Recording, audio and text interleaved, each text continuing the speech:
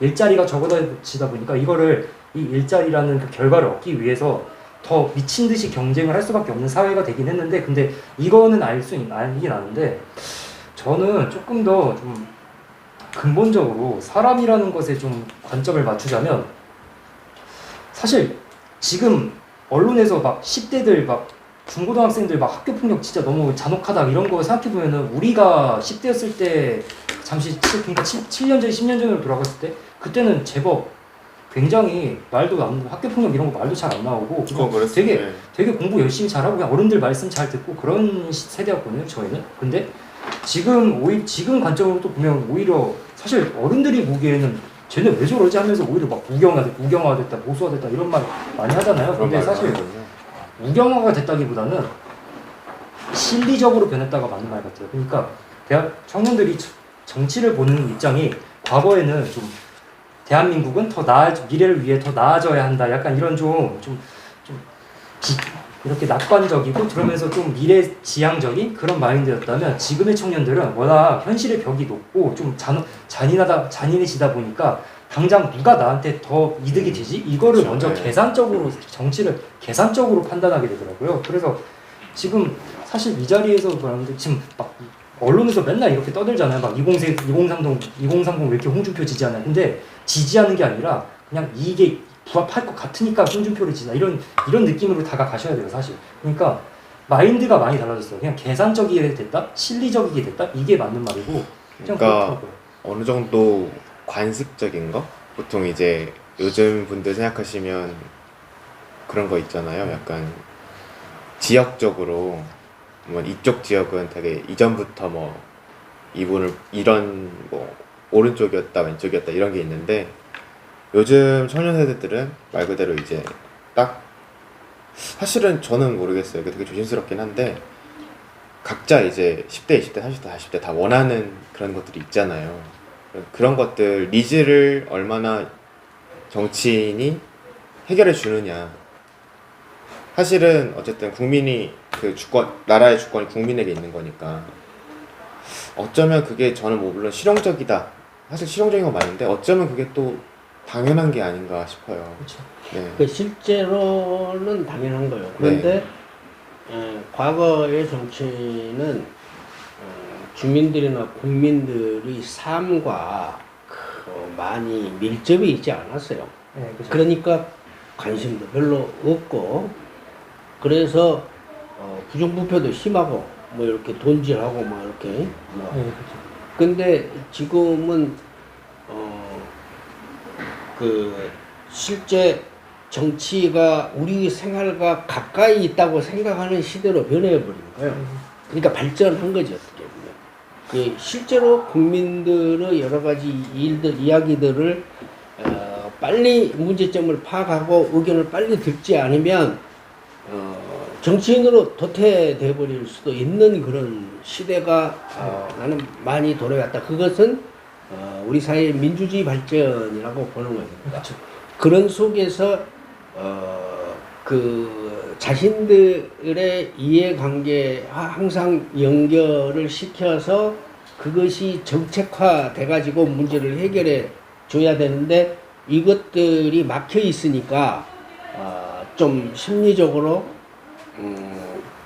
그런 실리하고 비슷한 것 같다 그러면은 이제 이렇게 몰려가고 뭐 그렇다고 이제 보는 거고, 아까 이야기했듯이 현실의 벽이나 기회가 많이 줄어들므로 해가지고 여기서 문제가 생기고 있는 것인데, 그러면 현실의 벽이나 기회를 어떻게 하면 확대할 거냐?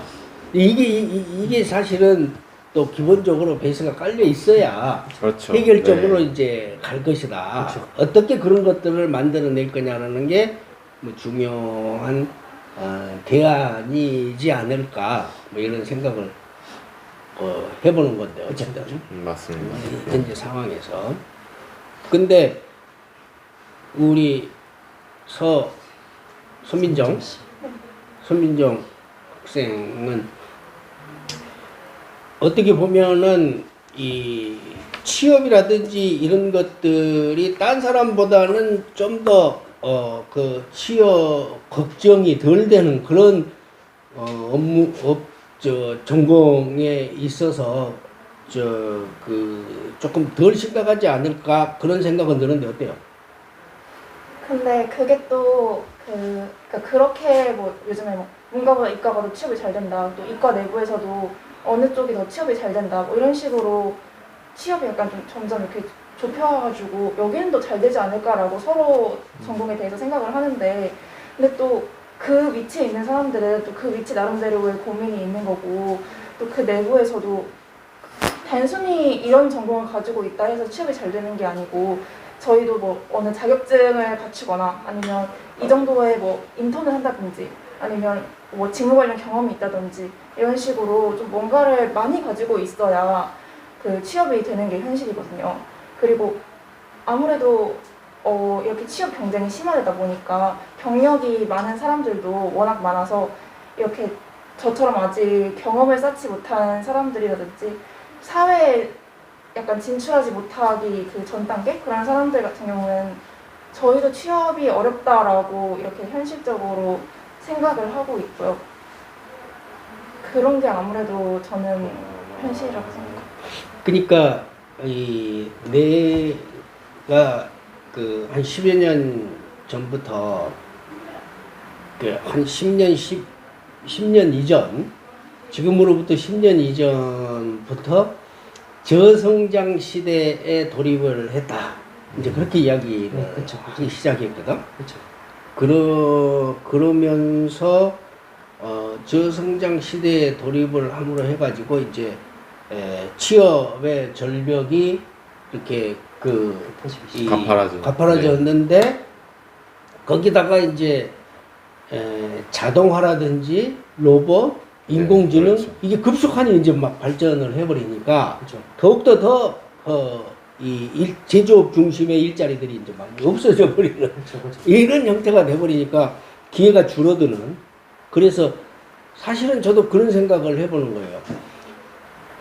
우리가 생활하는 모든 것들의 이 생산품이 한 서너 시간만 모두가 함께 서너 시간만 일하면 되는 그런 상황이라면 실제 서너 시간만 모두가 일하는 사회로 가고 나머지는 자기 개발들을 또 하면서 새로운 길을 찾는 이런 형태가 시스템으로 만들어져야 되지 않겠느냐라고 생각하는데 아직 그 기업을 하는 사람들은 8시간은 일해야 된다고 생각을 하니까 8시간을 일해야 그 생계를 꾸려 나갈 수 있는 임금을 지급한다고 생각하니까 그게 그렇게 변화를 하는 과정이 어떤 과정을 거치면서 그렇게 만들어질 거냐 이제 이런 고민이 현실에 있어서는 이제 있다라고 생각을 하는 거죠.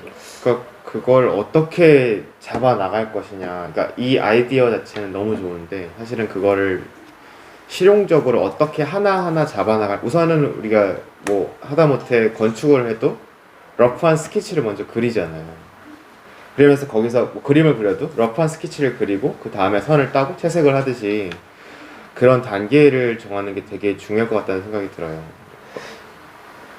일론 머스크는 사실은 잠을 줄여가면서까지도 아직도 일을 해야 된다 뭐 이런 또 분이시고 사실은 네네 전에 이제 나와서 강의할 때 그렇게 얘기를 했었거든요. 당장 본인이 주에 128시간을 일한다고 이런 분이고요. 일론 머스크는. 근데 좀 극단적인 사람이긴 해요. 좀 극단적인 예시긴 합니다만 그런 이제 그 방금 전에 말씀하신 그런 것도 참 좋지만 또 사람 생각이라는 게 너무 다양하기 때문에 또 그게 끝점에는 또 그런 일론 머스크 같은 그런 분도 있기 때문에 일과 사업에 대해서 그런 걸 어떻게 생각하는지 그리고 또 그렇게 그런 사업 과정 마인드를 가지고 계신 분들은 또 어떠한 또 길이 있어야 되잖아요. 그래서 그런 것들이 좀 해결돼야 되지 않을까. 근데 그 고착화된 생각을 바꾸는 게 굉장히 어렵거든요, 사실. 그리고 물론 기성 세대하고 그리고 저희 같은 이런 세대들이 아무리 합의를 본다고 해도 합의가 기성 세대 위주로 이루어진다고 현 세대들은 살짝 그렇게 생각을 하고 있고 그렇죠. 그리고 이런 것 때문에 아무래도 현 세대들이 제일 두려워하는 게 미래에 대한 불확실성이고요. 그래서 이렇게 불확실한 거를 어떻게 바꿔 나가야 하는지, 이게 단순히 약속 아니면은 그 어떤 정권을 잡았을 때 그때만 보여주는 게 아니라 그게 이후에 뭐 어떻게 된 이후에도 그 약속들이 계속 이루어져 나갈 수 있는지 그런 확실함을 보여주는 게 필요하다고 생각해요. 그 말씀이 나와서 말인데 그런 것들을 계속 뭐랄까 지속적으로 그런 것들을 관심을 가지고 그러니까 제 표현이 맞을지는 모르겠지만 그런 이슈에 대해서 관리를 해주는 그런 청년들로 구성된 특히 이제 노인 복지 관련해서 요양원 센터라던가 또 그 경기도에서도 지원해주는 그런 관련 그런 사업이랑 이런 거를 부당하게 가져가는 분들이 꽤 많다라는 네. 걸 저도 많이 들었거든요. 그래? 네, 저도 이제 되게 새로웠는데요. 그래? 네, 그러니까 물론 그 사실은 저도 뭐 쉽게 말해서 그러니까 기본소득을 이렇게 나눠주려고 한다면 재화가 당연히 들어오는 것들이 있어야 나눠주는 것도 또 나눠주겠지만 솔직히 이제 뭐 제가 뭐 무조건 비관적이다 이건 아니지만 그렇다고 지금 너무 낙관적일 수도 없는 지금 현재 상황이다 보니까 또 우리나라만 그런 게 아니라 전 세계적으로 지금 뭐 그렇죠. 엄청 호황기 옛날에 뭐 엠파이어 빌딩 이런 시대가 아니잖아요. 그렇죠. 그렇다면 그런 복지적인 부분을 제대로 쓰이게 할 수 있는 어떤 그런 재조정도 필요하지 않을까.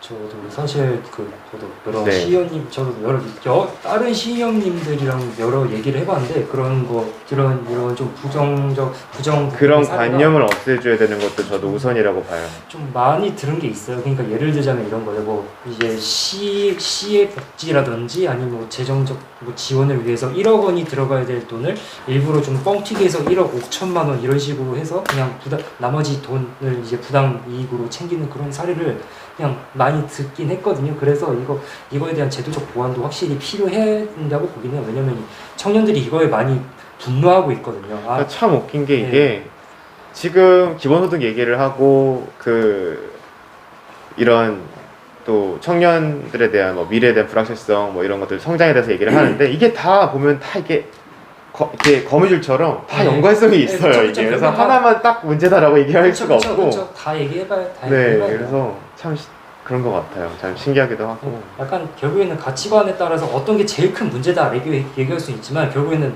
모두 다 동떨어진 문제는 아니기 때문에 그런 이게 것 결국에는 같아요. 유기적으로 연결이 되는 거죠.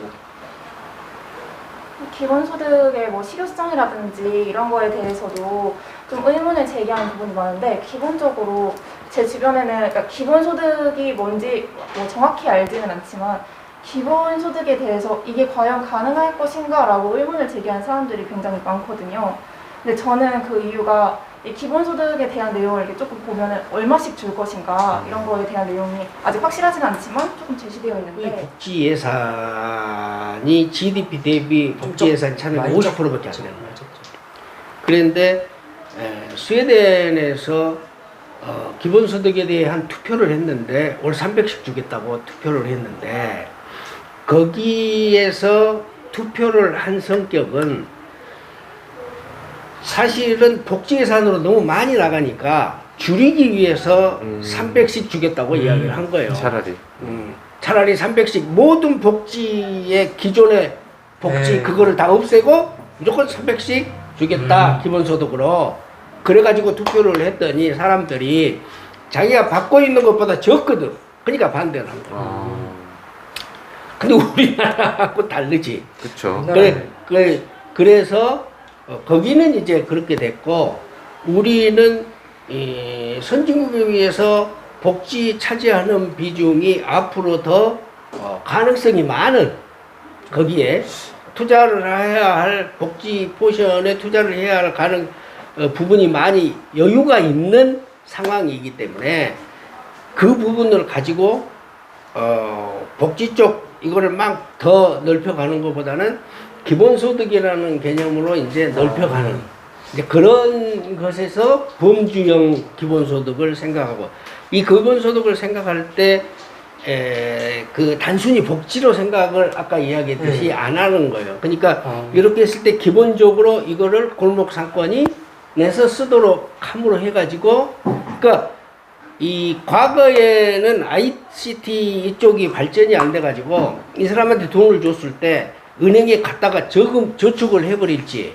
예? 쓸지 이런 것이 확인이 안 됐는데 지금은 3개월 이내 안 그렇죠. 쓰면은 네, 회수해 네. 가버리기 네, 때문에 그렇죠. 네. 쓸 수밖에 없는 상황이 된 거라고. 네. 예전에 일본에서 어르신들한테 돈을 줬더니 다 은행에 저축을 소리를 안 하고. 그쵸, 그쵸, 그쵸. 그러니까 이제 그 문제가 생겼지만 네. 지금 우리나라는 시스템을 가지고 있게 된 거죠. 네. 그래서 근데 오징어 게임 이렇게 해가지고 오징어 게임에서 하는 이 식품들 있잖아요. 이게 이제 막 매출이 막 엄청 올라 버리는 거예요.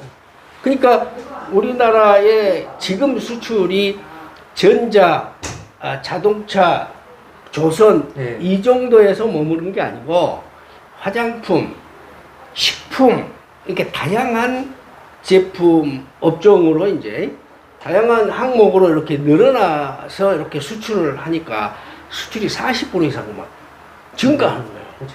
그래서 수출 쪽에 세금을 많이 걷는 거 이제 네. 세금이 40조나 더 걷어버렸어.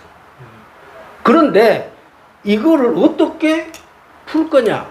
그랬을 때 이거를 골목 상권으로 풀어야 되는데 차라리 이거를 이 부분을 기본소득으로 해가지고 3개월 내에 쓰라고 하면 그렇죠. 골목 상권의 내수가 지금은 내수가 죽어버리고 수출은 잘 되는데 내수가 죽어. 네, 그쵸. 지금 예전에도 그랬어. 네. 어? 예전에도 10년 전에도 수출은 잘 돼서 그 경제는 잘 돌아간다는데 내수가 안 돼 버리는 거야. 그러니까 안 돌아가 버리는 거예요. 불안정이. 안에서 돈이 안 돼요. 그래서 이제 그것 관련해서 재정 문제라든지 기본소득 문제라든지 이런 것들이 우리는 충분히 어느 정도 여유를 가지고 할 수도 있다. 물론 이제 충분한 기본소득을 당장 마련할 수는 없지만 점차적으로 마련해 갈 수 있다. 그렇게 해서 돌려야 된다. 그런 얘기. 그래서 말씀을 들으니까 이제 저도 또 생각나는 게 우선은 그런 게 좀 필요하지 않을까 싶어요. 앞서서 말씀드렸지만 이 정말 이 정책이 잘 시행이 됐는가, 잘 지켜졌는가, 효과는 어떻게 되었는가 이런 것들을 조금 이제 그냥 뭐 복제 새로운 부분이 많다고 뭐 그런 네, 이야기 지적이 그러니까 있더라고요. 그런 게 네, 맞아요. 그런데 이제 저는 사실은 그런 것들이 개선이 되어야지 또 이제 우리나라 사람들이 되게 사실 그게 당연한 거기도 하고 내 세금이 정말 어디에 쓰여지는지에 대해서 사실은 그런 투명성 그런 것들이 필요한 부분은 저는 꼭 필요하다고 생각을 해요. 그리고 솔직히 뭐 월에 얼마 이런 얼마씩 딱딱딱 그게 뭐 스웨덴처럼 우리나라 거를 진행하기는 어렵겠지만 저는 교육을 목적으로 교육을 지원하는 건 되게 저는 필요하다고 생각을 해요. 왜냐면 지금 당장에 내가 월에 얼마를 받아서 그걸로 내가 원하는 공부를 하는 게 지금 당장은 정말 이런 것 같겠지만 그 교육을 받음으로써 내가 이후에 불러올 플러스적인 요소들이 되게 많잖아요. 네, 그렇죠. 내가 뭐 기술을 배우건 하다못해 내가 피아노 학원을 가서 피아노를 쳐도 나는 정말 예를 들어서 버스킹 이런 것도 하고 싶어. 그러면은 그게 뭐 정말 월에 큰 수입을 갖다 주진 않겠지만 그 사람의 정말 삶의 의미에 좀 큰 의미가 되어줄 수도 있는 부분이고요. 네. 그래서 어쩌면 저는 그런 월에 얼마 되는 게 정말 의미가 없다 라고 한다면 차라리 그거를 교육비나 이런 쪽으로 차라리 지원을 하는 게 그렇게 첫 단추를 끊어가는 게 좋지 않을까 이런 생각이 좀 들었어요. 궁금한 게 청년들 중에서도 이렇게 모임에 나와가지고 정치나든지 아니면 뭐 우리 사회 전반 문제에 대해서 좀 관심을 가지고 얘기를 하는 사람이 있는 반면에 그냥 그런 얘기를 마음에만 담아두고 여기 굳이 나서고 싶지 않아 하는 사람들도 있거든요. 근데 어쨌든 이 두 사람 모두 다 청년의 목소리인 거는 맞잖아요. 그래서 만약에 이렇게 나서고 싶지 않아 하는 사람들, 이런 사람들이 있다면 이런 사람들의 목소리를 어떻게 끌어내면 좋을지 그런 거에 대해서 혹시 의견이 있으신지 여쭤보고 싶어요. 간단히 생각해 보면 그런 사람들은 편한 사람들하고 자연스럽게 대화를 할 수는 있을 것이다. 네. 이렇게 생각이 들어서 앞장서서 함께 나서는 청년들이 자연스럽게 그런 동료들과 이렇게 그 뭐 모임체를 만든다든지 아니면 굳이 모임체를 안 만들더라도 평소에 미팅을 가지면서 그 평소에 좀 친해야 되겠죠. 일부러 좀 친해지면서 목소리를 들어보고 그런 것들을 이렇게 또 전달을 한다든지 이런 체계를 가질 수도 있겠다 뭐 이런 생각을 금방 해보는 거고 좀 더 그것에 대한 또 전문가 의견을 한 번 더 들어보는 거또 필요하겠죠. 네. 우선 질문을 저도 이제 되게 흥미로운 거에서 적어놨는데 그런 부분도 당연히 필요하겠지만 익명성에 대한 어떤 그런 것들을 좀 양날의 칼이긴 한데요. 익명성에 대한 어떤 그런 것들을 근데 이제 예를 들면 막 실명제까지는 공개를 한 그런 익명성을 진행한다던가 그런 식으로 이제 의견을 받아보는 것도 참 그래도 되게 좋은 게요. 이전보다는 되게 나서서 이야기하시는 분들이 많아졌어요. 네, 그죠. 이런 인터넷상으로. 인터넷상으로. 네, 얼굴을 이렇게 드러내고 뭐 이런 자리까지는 나오진 아직 그거는 좀 그래도 이제 인터넷상으로 뭔가 인터넷상으로 되게 자기를 표현하는 걸 좋아하시는 분들 되게 많아요. 실제적으로는 되게 약간 표현하기를 좀 꺼리시는데 네네 그런 분들이 많고 또 인터넷 문화 자체도 이제 실문화처럼 되게 진짜 좀 문화가 되어서 어쩌면 그런 쪽으로 이제 뭐 이야기를 들어보는 것도 인터넷상으로의 익명성이 좀 보장이 되면서도 자연스럽게 또 이렇게 일례로 이전 정권보다 현 정권에 들어서면서 저는 되게 좀 체감한 게 청원 이런 게 되게 많이 활성화되지 않았나? 이런 생각을 많이 하거든요. 그래서 그런 것만 봐도 이전보다는 조금 이런 익명을 이용한 어떤 그런 청원 목소리를 내는 게 좀 원활해지지 않았나 이런 쪽으로 좀 도움을 얻어보면 어떨까 이런 생각을 좋네요. 네. 그러니까 그 부천시 사이트에 그렇죠.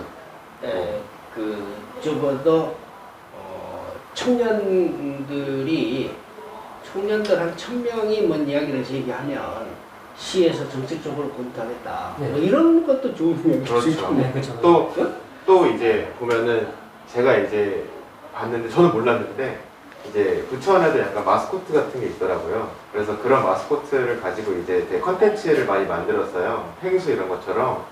그래서 약간 그런 쪽으로 좀 저런 게 있네. 그래서 좀 시민들이 참여하는 그런 컨텐츠를 좀 뽑으면 유튜브라던가 뭐 그런 쪽으로 뽑아서 이렇게 조금 관심을 조금 가지게 하는 것도 하나의 방법이 있지 않을까 이런 생각을 합니다. 그러니까 처음에는 뭐 이제 맛집이라던가 부천 안에 어떤 이런 것들을 소개하는 콘텐츠로 시작을 해서 넓혀 나가는 거죠. 그리고 아무래도 청년들의 그런 좀 더 참여를 이끌어내기 위해서는 저희 목소리가 직접적으로 정책으로 연결된다 이런 거를 그냥 단순히 이게 될 거야 이런 거 말고 확실하게 그 과정에 대해서 보여줬으면 해요.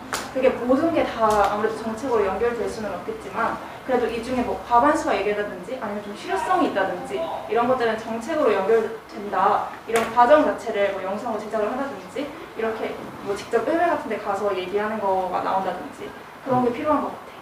그건 굉장히 좋은 이야기인 것 같아요. 그러니까 그 청와대 청원이 20만 명 이상 되면 좀 검토를 하는 거, 답변을 해주고 검토를 하는 거, 그것들이 실제로는 이루어졌기 때문에 그것들이 활성화됐다 이렇게 생각이 들어요. 그러니까 청년 목소리에 대해서 그런 것들이 실제로 반영되는 사례들을 만들어 갈 때 그것이 활성화되면서 의견들이 소통이 더욱더 활발히 이루어질 것이다 뭐 이런 생각이 드네요. 그렇죠. 그러니까 딱 그게 바로 적용이 되는 거는 어렵다고 할지라도 어떤 이 지금 나라에서 이제 그 시민의 이제 이야기를 듣고 있다, 수렴하고 있다, 관심을 가지고 있다 이거를 알려주는 게 되게 중요한 것 같아요. 그러니까 이 사실은 제가 부천시가 광역동하고 시청 이렇게 돼 있는데 이거를 36개 일반동으로 옥길동 포함하면 한 37개 동이지만 이렇게 돌려서 동을 중심으로 주민 참여를 확대하면서 다양한 사업들을 체계적으로 할 필요가 있겠다. 그것이 방역 체계, 방범 체계, 방제 체계, 돌봄 체계, 수목관리 체계, 복지 체계, 환경 개선 체계 뭐 이런 것들의 분야들의 다양한 것들을 해서 주민 참여를 같이 하게 하고 그래서 수목관리 체계다 예를 들어서 그러면은 젊은 학생들이 거기서 어느 정도 인턴을 할 수 있는 어떤 계기를 만들어낸다든지 뭐 그런 것에서 일자리 창출들을 이렇게 또 해보고 뭐 환경 개선 체계라든지 이 거기에 봉안나는 이제 환경에 대해서 굉장히 관심을 많이 갖는데 그렇다면 그런 부분들을 또 이렇게 시범적으로 몇 개 동을 해서 뭐 그런 부분들을 만들어낸다든지 이렇게 하는 것들 그리고 돌봄 체계에 있어서는 전문 선생이 있지만은 또 어르신들 중에 아이들하고 이렇게 잘 놀면서 하는 그 통합 세대 통합형 돌봄 체계를 만들어낼 수도 있다. 거기서 어르신들이 한 2-3시간 돌봄을 할 때 뭐 어느 정도 그 보수를 조금이나마 이렇게 드린다든지 하면서 그런 그 다양한 일자리, 다양한 세대의 일자리들을 창출해 낼 수도 있겠다 뭐 이런 생각이 드니까 그런 이야기들을 이제 했던 거예요 사실.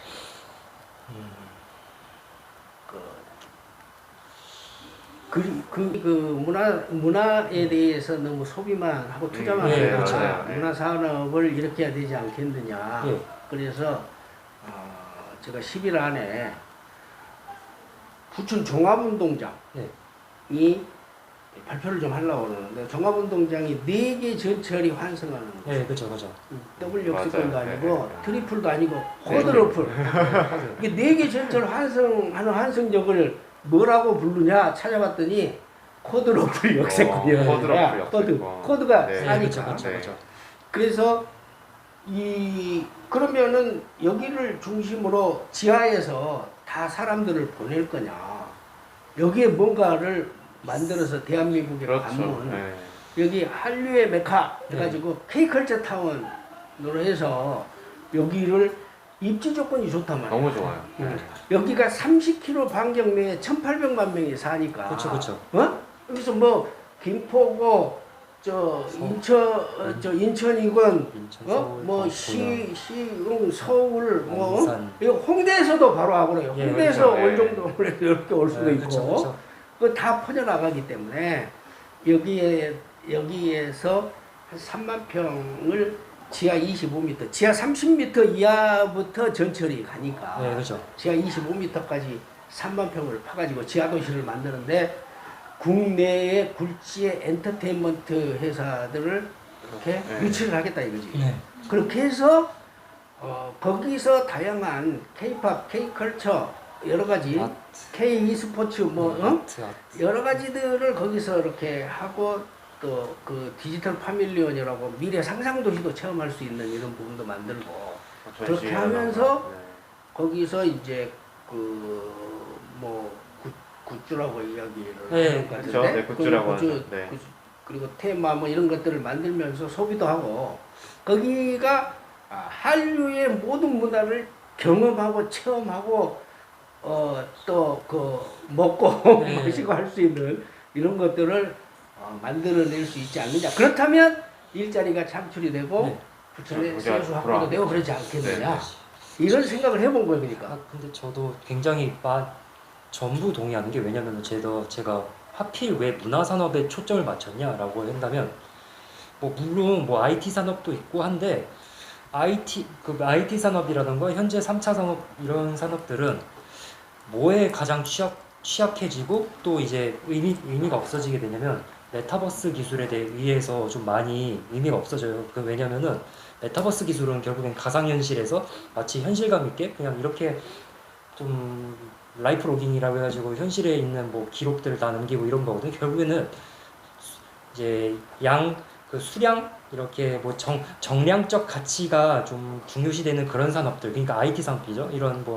이런 산업에 많이 이제 빨려 들어가게 돼요. 그러면 이제 뭐 그냥 단적인 예로 그냥 IT 산업을 위한 그 사무실이 필요 없어진다는 거죠. 그러면 이제 IT 산업에 투자하기 위한 그 노력들이 많이 허상이 돼 버리는 건데, 근데 문화 산업은 정량적 가치도 중요하지만 정성적 가치가 매우 중요한 산업이에요. 그러니까 한마디로 이런 뭐 이렇게 뭐 숫자로 이렇게 계산을 할 수가 없는 뭐 창의력, 상상력 이런 게 또 많이 중요하다는 거겠죠. 그러다 보니까 이런 메타버스 세계 뭐 아니면 뭐 AI, 인공지능 이런 거에 많이 이제 영향을 받기보다는 또 인간이 계속 개입해야 될 여지가 많이 남아있는 산업이란 거예요. 그러다 보니까 미래에도 계속 이게 먹거리로 남을 것이다. 계속 부천시에만 갖고 있는 경쟁력이 될 것이다. 이런 거죠. 문화산업이 가지고 있는 그 장점이란 게 바로 미래에도 계속 먹거리가 될 수 있다. 이런 거겠죠. 인간으로서. 그러니까 그래서 문화산업 이야기들을 예. 강조했던 거다. 예, 그런 이야기네. 예.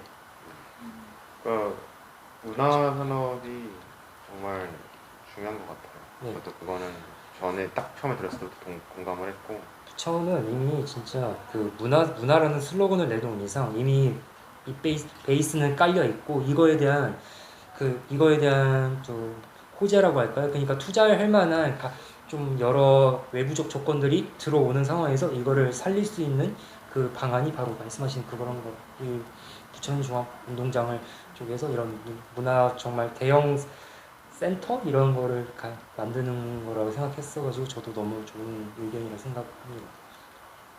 이게 이제 그런 것에 있어서의 다양한 이게 이제 그 부천 지역을 녹색 도시에서 벽면 녹화, 뭐 네. 흑성 녹화 뭐 이런 것들을 사실은 나도 구상을 많이 하고 있어요.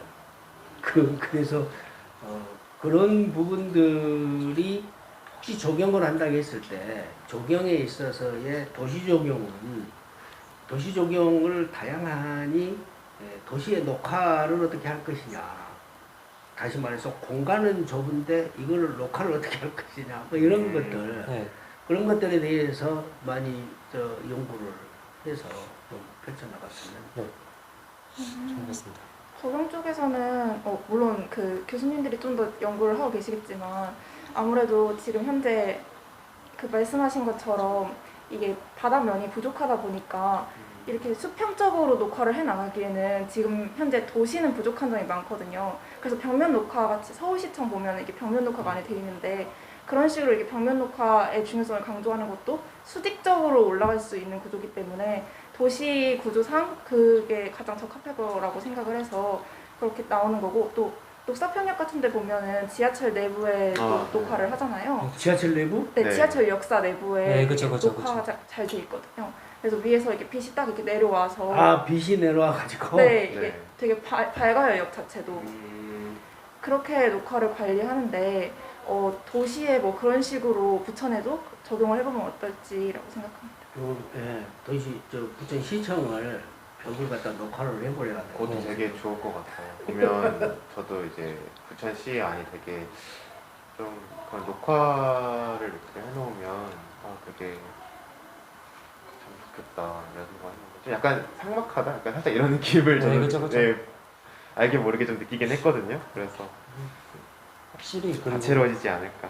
네. 좀이 문화산업을 발전을 시키면은 또 결국에는 공공성도 강화를 시킬 수 있는 게 결국 그 지난번에 9월에도 얘기했지만 공공미술에 대한 투자도 가능해지는데 공공미술이 결국 그냥 쉽게 얘기하자면 그 송내동이나 상동 아파트 같은 데 보시면은 뭐 그렇죠. 아파트 외벽에 네. 무슨 만화 캐릭터 같은 거 많이 그려지고 있잖아요. 이런 게 다 공공미술이거든요. 이런 거에 대한 공공미술에 대한 투자가 잘 이루어진다면 도시의 풍경, 미관 이런 게 많이 좋아져요. 그게 결국에는 공공미술에 대한 그 범위 중 하나이기도 한데 그러다 보니까 결국에는 이 문화산업이라는 한 카테고리 안에 다 묶여 있는 그런 거라 생각해가지고 그냥 계속 같은 얘기하는 거긴 한데 좀 결국에는 문화 슬로건을 가지고 계속 발전을 나가야 된다 부천은 이렇게 얘기를 하고 있습니다. 저는. 또 뭐 투자를 받는다고 해도 뭐 근처에 서울, 또 근처에 인천 이러니까 예술가분들도 많이 컨택이 될 것 같기도 하고 저는 정말 최적의 요건이라고 생각을 해요. 이미 네. 조건이 너무 좋아요.